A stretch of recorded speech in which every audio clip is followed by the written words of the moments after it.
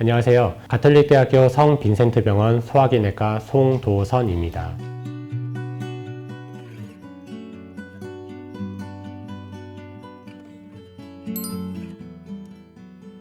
이제 간암은 남성에서 여성보다 더 많이 발생하는 것으로 알려져 있습니다. 정확한 이유는 밝혀진 바는 없지만은 우리나라뿐만 아니라 서구에서도 남성이 많이 발생되는 거 보이고 있는데, 아무래도 남성이 그 여성에 비해서 더 많은 환경적 요인에 노출되고 있는 것이 원인이 되지 않을까라는 생각하고 있고, 대표적인 것이 음주와 흡연이 될 수 있습니다. 그리고 또 그 여성 호르몬이 간 내에서 염증 물질의 감소를 일으켜서 간 내에서 암이 발생되는데 더 보호하는 역할을 하지 않을까라고 추측을 하고 있습니다.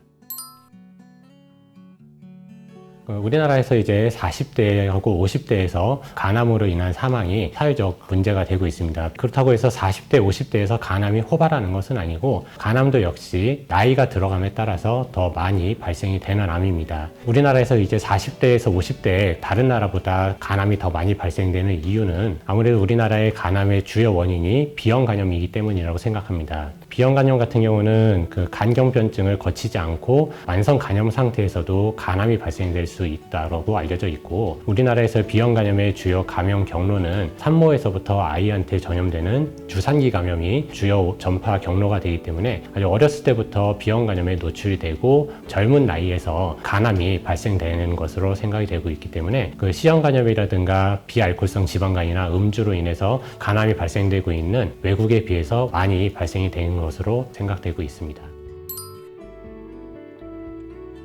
우리나라에서 비형 간염 유병률은 계속 줄어들고 있습니다. 보시는 자료는 국민건강영양조사에서 비형 간염의 표면 항원 유병률을 조사한 것인데 98년부터 계속적으로 감소되고 있습니다. 이렇게 감소되고 있는 이유는 90년대 후반부터 영유아에 대해서 비형 간염 예방 접종 사업을 시작했기 때문에 비형 간염 유병률이 계속 감소되고 있는 것이고, 10대 이하에서는 비형 간염 유병률이 거의 0.1% 정도에 불과하지만은 비형 간염 예방 접종 사업의 수혜를 받지 못했던 30대 이상에서는 아직까지 비형 간염의 유병률이 높은 상태가 되고, 간암의 발생은 유지가 될 것으로 보이고 있습니다. 하지만은 점점 고령화되고 있고, 비알코올성 지방 간염이라든가 음주로 인한 간암도 증가 추세에 있기 때문에 향후 간암의 유병률이 실제 감소될 것인지에 대해서는 추이를 지켜봐야 될 것으로 생각이 됩니다.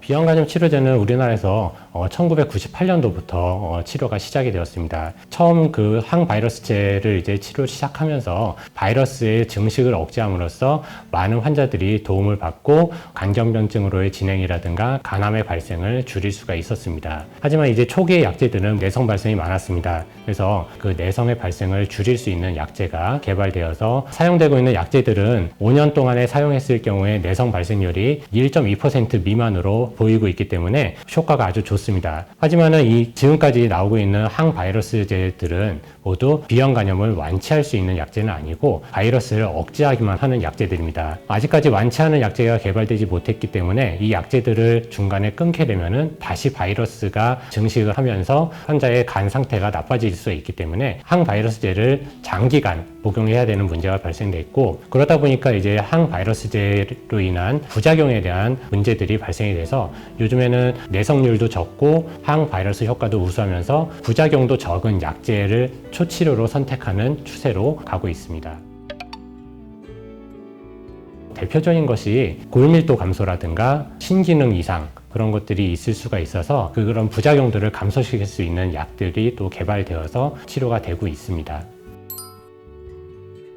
그 간암에서 가장 많이 차지하는 암은 간세포암종입니다. 간세포암종 다음으로 많은 것이 담도암이고요. 간세포암종 같은 경우는 거의 영상으로 검사를 합니다. 간세포암종 같은 경우는 대부분 발생되는 기저 간질환이 있습니다. 만성 비형 간염, 만성 C형 간염, 간경변증이 있는 환자들에서 주로 발생이 되는데, 이런 환자들에서 종괴가 발견이 됐을 때 이런 종괴가 간세포암종에 합당한 영상 소견을 CT나 MRI에서 보이게 된다면은 간암으로 진단하는데 무리가 없습니다. 기저간질환이 없는 환자에서 조직검사를 통해서 간세포암종을 진단해야 될 수가 있고, 또한 담도암 같은 경우에는 다른 암종의 전이가 의심될 경우에는 반드시 조직검사를 통해서 진단을 할 수밖에 없습니다.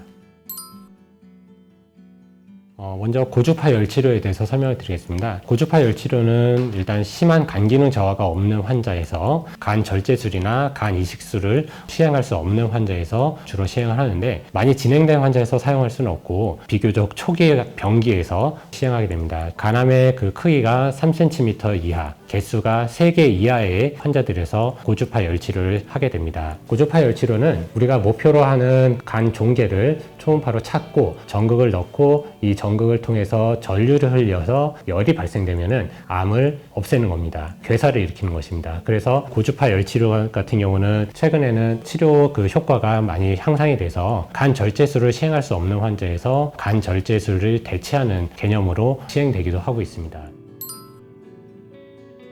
경동맥 화학색전술에서 화학이란 말은 항암제를 같이 주입을 한다는 것을 의미하는 것이고, 색전술이라는 것은 혈관을 막는다는 것을 생각하시면 됩니다. 이제 보통 간 같은 경우는 간 문맥과 간 동맥에서 혈류를 동시에 받습니다. 하지만 간세포 암종 같은 경우는 간 문맥보다는 간 동맥을 통해서 혈류를 받기 때문에 암으로 가는 혈류를 막게 되면은 산소라든가 영양 성분을 받지 못하기 때문에 암세포가 죽는 것을 이용하는 것이 경동맥 화학색전술이 되는 것입니다. 방법은 사타구니에 있는 대퇴동맥을 통해 도관을 삽입해서 간 동맥까지 위치를 시키고 간세포암까지 가까이 한 다음에 간세포암에다가 항암제와 색전 물질을 주입을 해서 간세포암이 죽게 만드는 것이 경동맥 화학색전술입니다. 굉장히 치료 대상이 넓습니다. 초기의 암 같은 경우는 수술이라든가 고주파열 치료를 하면은 되겠지만은 그런 것을 할 수 없는 환자들로부터 좀 더 진행된 환자들까지도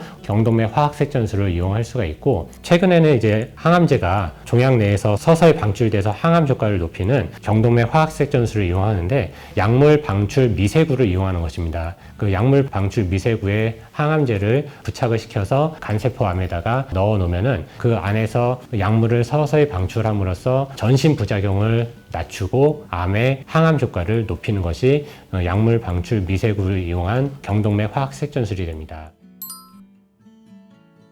방사선 경동맥 색전술 같은 경우는 방사선을 방출하는 방사선 동위원소를 부착한 미세구를 간 동맥을 통해서 암세포에다가 넣어 놓으면은 방사선을 지속적으로 방출하면서 항암 효과를 일으키는 것이 방사선 경동맥 색전술이 됩니다. 일반적인 경동맥 화학색전술에 비해서 색전 효과가 더 적기 때문에 부작용이 훨씬 적고, 고령 환자라든가 전신 상태가 좀 나쁜 환자에서 사용해 볼 수가 있습니다.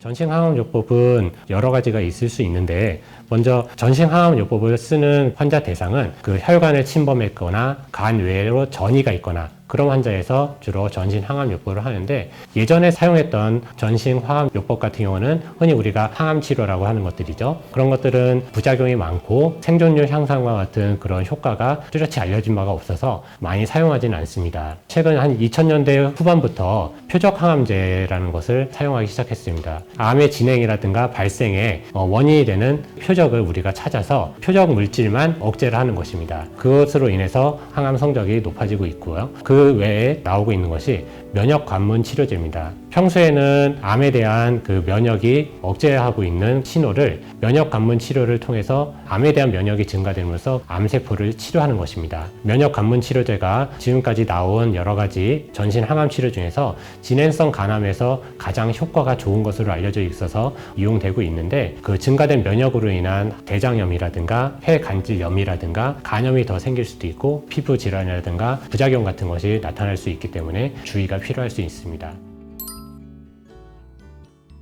이제 간 절제술은 조기 간암에서 간 기능이 보존되어 있는 그 환자에서 시행이 되고, 그럴 경우에 이제 비수술적 치료에 비해서 가장 생존율 향상을 가져올 수 있다라고 알려져 있습니다. 최근에는 이제 수술 성적이 향상되면서 일부 진행된 간세포암 환자에서도 수술적 절제가 적용되는 경우가 있기도 합니다. 최근에는 이제 복강경을 이용해서 수술을 함으로써 기존의 그 개복 절제술에 비해서 수술 상처도 적고 회복도 빠르게 할 수 있는 수술이 많이 이용되고 있습니다. 하지만 이제 간암의 진행 정도가 크거나 간 기능이 나쁠 경우에는 간 절제술을 이용할 수가 없습니다. 간 이식술은 이제 비교적 이제 간암 병기가 초기에 있으면서 간경변증이 많이 진행되어 있는 환자에서 간 이식술을 시행하게 됩니다. 간경변증이 있는 환자들은 재발이 잘 일어납니다. 이런 것들까지 예방하기 위해서 모두 제거를 하는 간 이식술이 간경변증과 간암을 같이 가지고 있는 환자에서 아주 효과적인 치료가 될 수가 있습니다. 하지만 이제 간암의 병기가 꽤 진행되어 있는 환자에서 간 이식을 했을 경우에 재발 확률이 꽤 높습니다. 그렇기 때문에 간 이식술이 제한될 수밖에 없습니다. 우리나라 같은 경우는 아직까지 뇌사자의 장기 공여가 많이 부족한 상황이기 때문에 원할 때 간 이식술을 시행하기 어려운 환경이고, 그래서 아직까지 우리나라에서는 뇌사자의 사체 간 이식보다는 가족들이라든가 지인들에 의해서 간 이식이 이루어지는 생체 간 이식이 주로 더 많이 이루어지고 있는 실정입니다. 간암은 재발이 꽤 많습니다. 그 이유는 기저에 간경변증을 가지고 있는 경우가 많기 때문입니다. 간경변증은 암이 발생되기 좋은 환경입니다. 이미 있는 암을 치료했다 하더라도 남아있는 간경변증에서 암이 또 계속적으로 발생될 가능성이 높습니다. 치료가 잘 됐다 하더라도 계속 발생될 가능성이 높기 때문에 정기적으로 간암에 또 재발하는지를 모니터링하는 것이 필요하겠고, 비형간염이라든가 시형간염 같은 것들을 적극적으로 치료하는 것이 간암의 재발을 낮춰줄 수 있다고 알려져 있기 때문에 원인 간질환에 대해서도 적극적인 치료를 하는 것이 필요합니다. 아직까지 이제 재발을 감소시켜 줄 수 있는 보조 치료에 대해서는 아직까지 개발된 것이 없습니다. 향후에는 수술이라든가 색전술이라든가 이런 치료를 한 후에 재발을 예방할 수 있는 보조 치료가 개발이 된다면은 예후 개선이 크게 되지 않을까라고 생각을 합니다.